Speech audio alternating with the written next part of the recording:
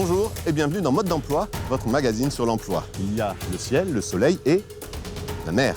Et la mer, ce n'est pas que de beaux paysages, ce n'est pas que du repos et de la détente, non. La mer, c'est aussi plus de 450 000 emplois au niveau national, toutes filières confondues. Au niveau régional, c'est plus de 1200 emplois dans le transport et plus de 300 marins pêcheurs actifs. Alors finalement, c'est vrai que quand on vit sur une île avec plus de 1000 km de côte, travailler dans les métiers de la mer, ça peut être une idée.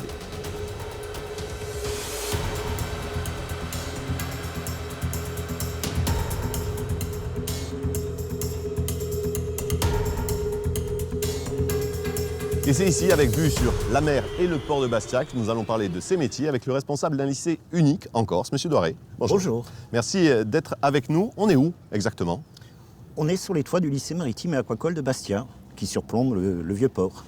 Alors, je le disais tout à l'heure, un lycée unique en Corse qui fait partie en fait d'un réseau de combien de lycées au niveau national? Alors, il fait partie d'un réseau de 12 établissements qui dépendent du ministère de l'écologie et du développement durable. Le lycée de Bastia a une vocation régionale, a pour vocation de former les marins corses, et est le troisième lycée en termes d'effectifs. Quand même. La première question, elle concerne notre invité à chaque fois. Pourquoi comment? Pourquoi comment on devient directeur d'un lycée maritime et de celui de Bastia en l'occurrence? Pourquoi, c'est difficile à dire. Comment, c'était pour moi une suite, je dirais, logique d'une carrière de marin. Une carrière de marin qui a débuté dans le Grand Nord, puis qui s'est terminée dans les eaux tropicales, puisque j'ai été capitaine de navire océanographique et de recherche pendant quelques années.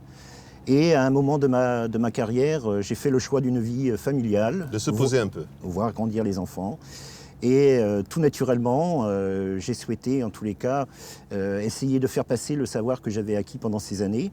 Et je suis tout naturellement devenu professeur et ensuite, petit à petit, responsable de lycée maritime. Le lycée maritime de Bastia, en quelques chiffres. Nombre d'élèves, nombre d'enseignants, nombre de formations proposées. Alors le lycée de Bastia, c'est 160 jeunes aujourd'hui qui sont recrutés donc, à partir de la 3e.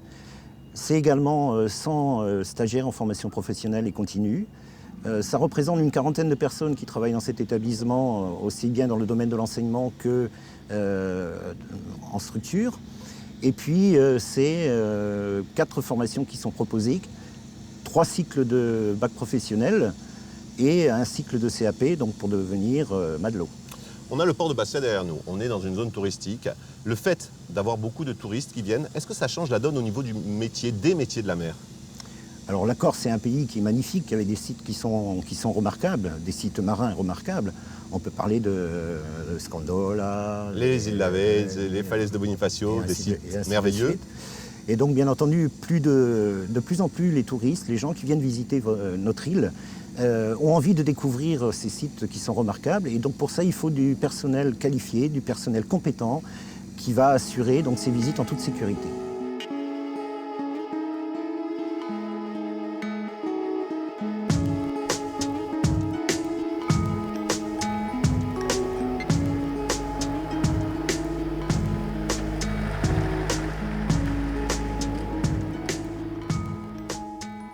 Je m'appelle Léo Serrer et je suis skipper dans l'entreprise de promenade en mer Ophiland.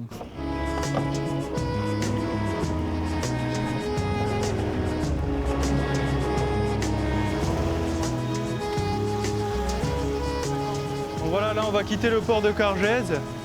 Donc on va longer toute la côte là pour aller rejoindre le Cap Oros où on commencera la visite des grottes.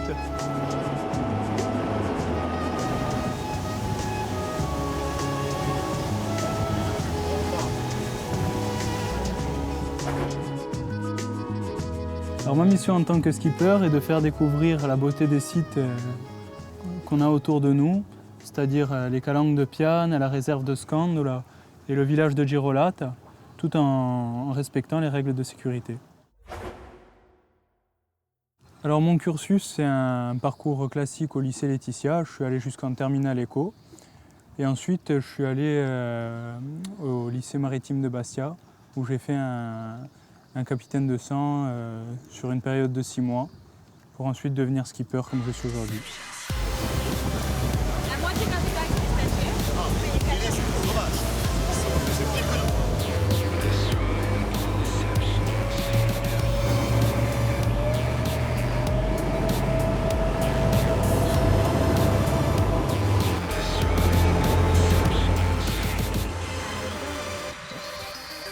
Bon, alors là, on est à la tour d'Aumigne. C'est des tours génoises qui ont été faites au XVIe siècle, donc par les Génois, et les avaient construites pour prévenir de l'envahisseur.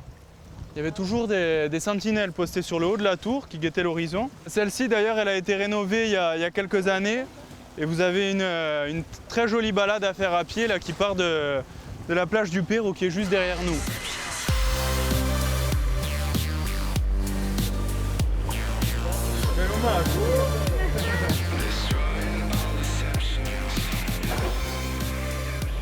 Parce que mon père était pêcheur, mon grand-père avant lui. Moi, je suis toujours allé à la pêche avec mon père depuis mon plus jeune âge et ça m'a toujours passionné, donc je voulais faire pêcheur au départ.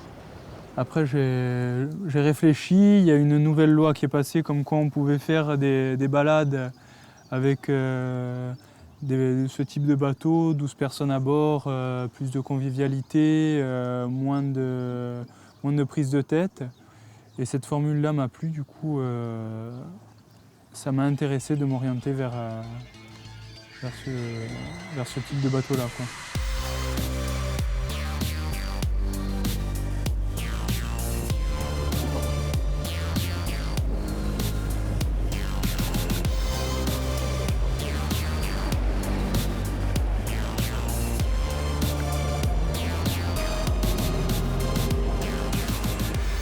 Moi, mon but, c'est pas d'avoir un gros bateau. J'arrive plus ou moins à vivre avec ce type de bateau-là. Je préfère rester dans la formule où je suis maintenant, c'est-à-dire encore une fois la convivialité, la proximité avec les gens et la comité restreint. Non, les gros bateaux, ça m'intéresse pas plus que ça.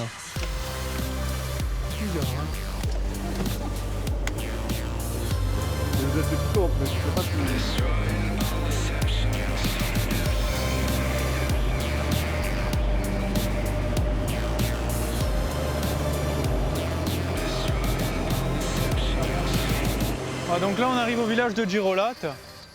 Alors Girolate, au départ, c'était un petit village de pêcheurs et surtout de bergers qui transhumaient. Donc ils descendaient leur troupeau en bord de mer l'hiver quand il faisait trop froid en montagne et qu'il n'y avait plus rien à manger pour les bêtes. Ils les descendaient en bord de mer et ils faisaient le chemin inverse au beau jour quand ça commençait à être trop aride sur la côte, ils faisaient le chemin inverse. Ça correspond tout à fait à ce que j'espérais au niveau qualité de vie, au niveau de la proximité avec la nature, la mer et les gens. Voilà, maintenant, je changerai de métier pour rien au monde.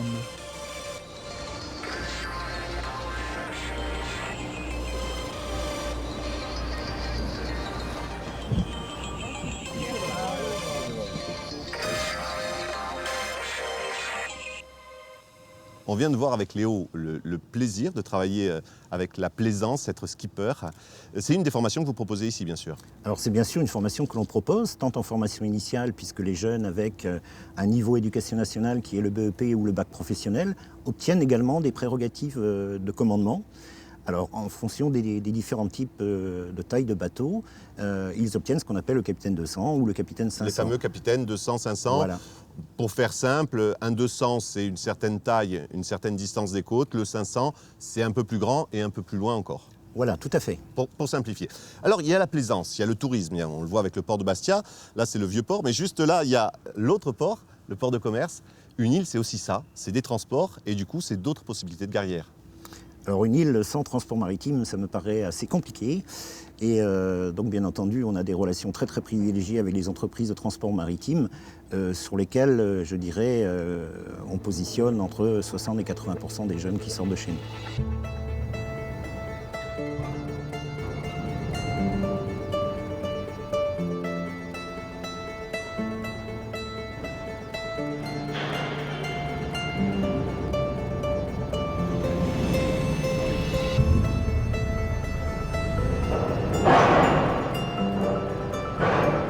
Je suis Christian Manjal, le commandant du navire Pascal Paoli.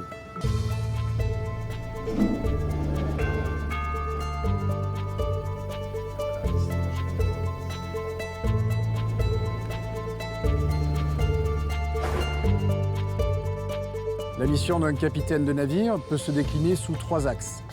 Tout d'abord, chef de l'expédition maritime, ensuite représentant de l'armateur et enfin représentant de l'État. Il doit donc, d'une part, assurer en toute sécurité le transport des biens et des personnes. Ensuite, il doit agir selon des axes commerciaux de sa compagnie. Et enfin, respecter les réglementations de son pavillon. Je suis rentré en 1984 sur concours à l'École nationale de la marine marchande de Marseille. J'ai ensuite fait des stages embarqués sur des navires câbliers et des navires à passagers. En 1989, j'ai commencé à naviguer sur les navires de la SNCM et je commande sur les navires de la SNCM depuis 4 ans.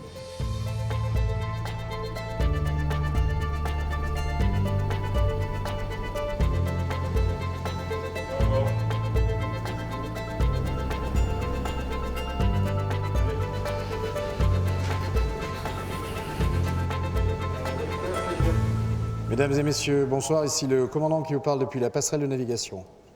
Je vous souhaite ainsi que tout l'équipage la bienvenue à bord de Pascal Paoli.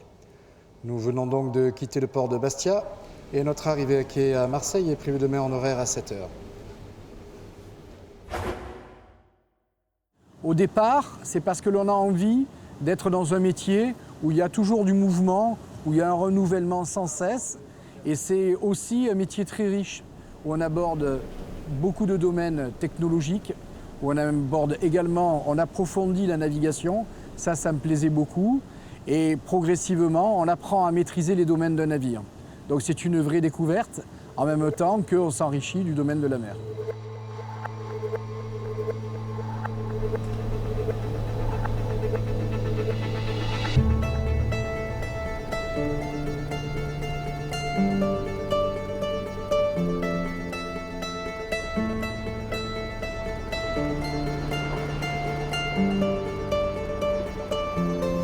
C'est un monde difficile, la mer, qui est assez exigeant et qui demande à se renouveler sans cesse, par de la formation dans beaucoup de domaines et surtout de l'humilité.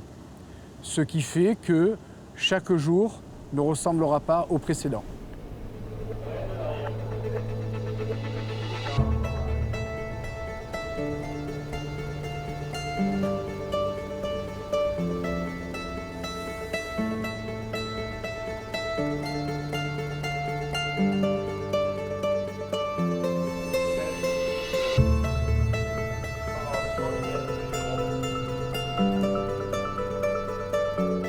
Aujourd'hui, être commandant de navire à passagers, c'est avoir la fierté de pouvoir amener les gens et le navire à bon port.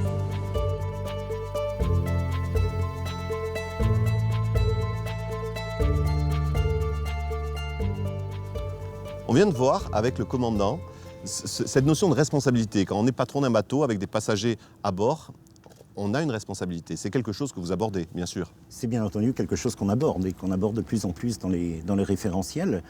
Si effectivement la formation de base, c'est les qualifications en termes de navigation, de plus en plus la responsabilité est importante. C'est la responsabilité des passagers, c'est la responsabilité bien entendu de l'équipe. De l'équipe à bord et donc ça revêt un caractère très important. On parle de SNCM. Des partenariats sont en place avec le lycée maritime, alors sous toutes leurs formes. Bien sûr, ils accueillent vos élèves, mais aussi vous les formez, ils vous forment. Expliquez-nous.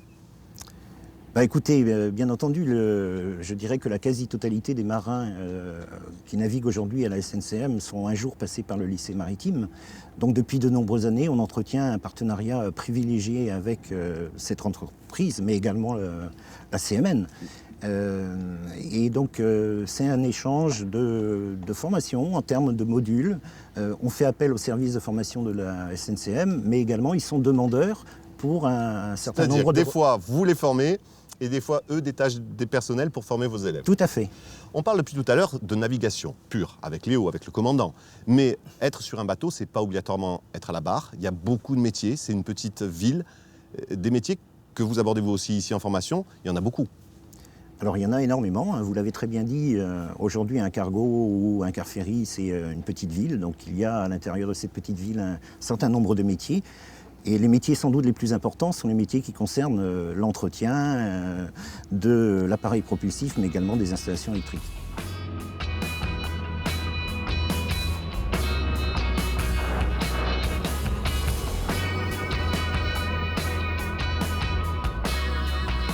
Je m'appelle Christophe Gasto, je suis électricien au service machine.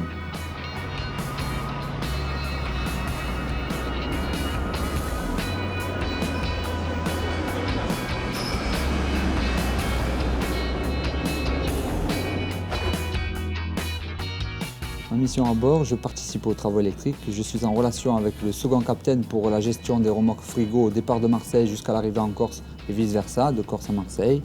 J'ai l'entretien de l'éclairage général, des cabines passagers, toujours au niveau électricité, de la cuisine, un peu de tout ce qui est électrique à bord du navire.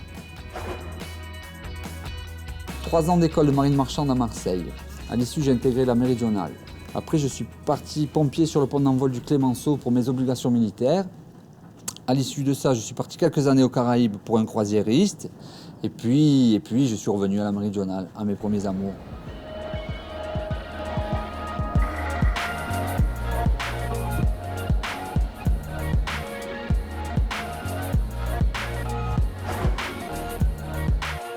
En fait, c'est plus une vocation. Depuis petit, la mer, c'est une passion. Je ne suis pas terrien, je suis marin dans l'âme. C'est pas du sang, c'est de l'eau de mer. Et donc après, par vocation, tout simplement, c'est le métier qui m'a le plus parlé, touché. Je suis toujours sur l'eau, même dans ma vie privée. Hein. Tout ce qui flotte, je suis normalement dessus, même une planche.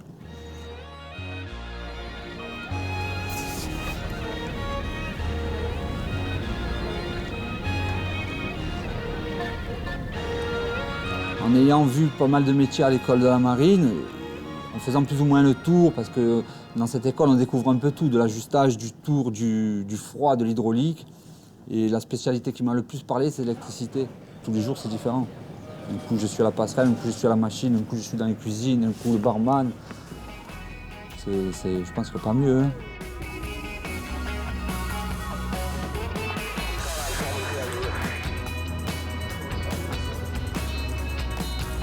Si un jeune me demande d'intégrer la profession de marin, franchement, je lui conseille. C'est vrai que ça peut être un dur métier, ça peut être difficile d'y arriver, mais après, je pense que c'est... Quand je dis ça, je ne vais pas être non plus... Mais c'est un des plus beaux métiers du monde. Pourquoi? Parce que à la sortie de son école, il peut avoir la chance de faire le tour du monde par la mer, dans des conditions plutôt confortables, et en étant payé. Être marin électricien, en fait, c'est d'abord faire partie d'une équipe, d'un équipage. Et après, votre métier peut apporter de la lumière aux autres. On va dire ça comme ça.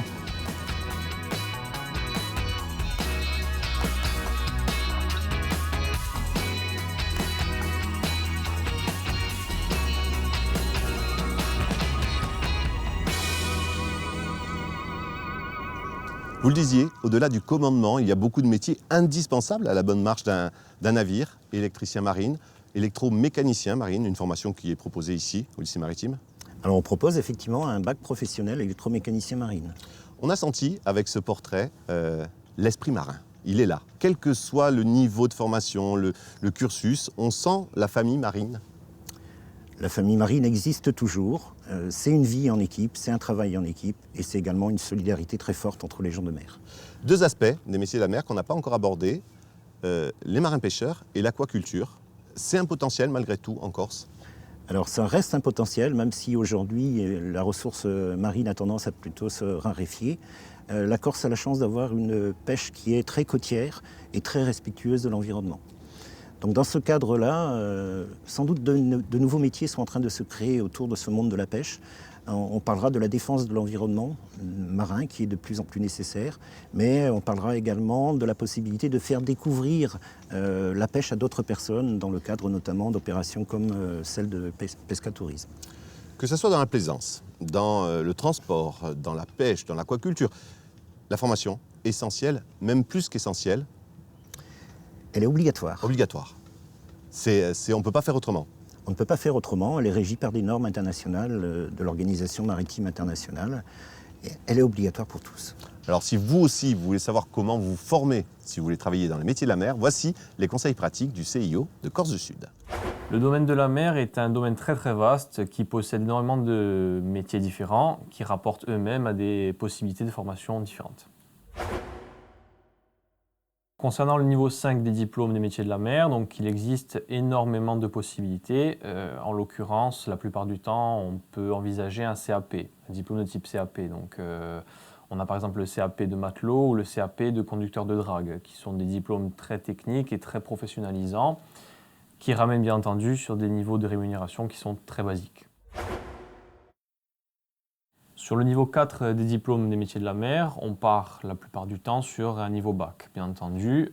Ce niveau bac ramène à beaucoup de formations au niveau professionnel. Alors, par exemple, on a le bac professionnel de gestion de l'entreprise maritime avec deux options qui sont la pêche et la plaisance, ou encore le bac professionnel d'électromécanicien marine, donc qui sont des diplômes très techniques et assez recherchés sur la Corse. À noter que ces deux exemples sont disponibles sur le lycée maritime de Bastia. J'ai choisi de faire cette formation par passion, pour la pêche et pas par défaut.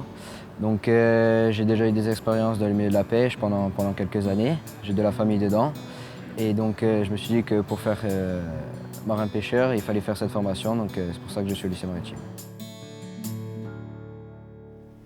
J'ai fait ma formation au lycée maritime de Bastia. J'ai passé en premier mon capitaine 200 ainsi que mon capitaine 500. J'ai toujours été passionné par la mer. Et c'est grâce à cette formation et ces diplômes que je peux exercer mon métier.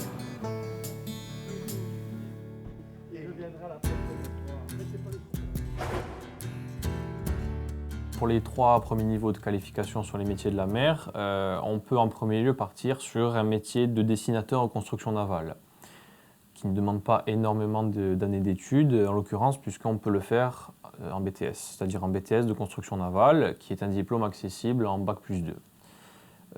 Pour les personnes qui veulent se tourner vers des formations un peu plus scientifiques, on peut envisager de devenir océanographe météorologue. Donc, c'est une formation qui est accessible sur école de la météorologie, accessible sur prépa scientifique.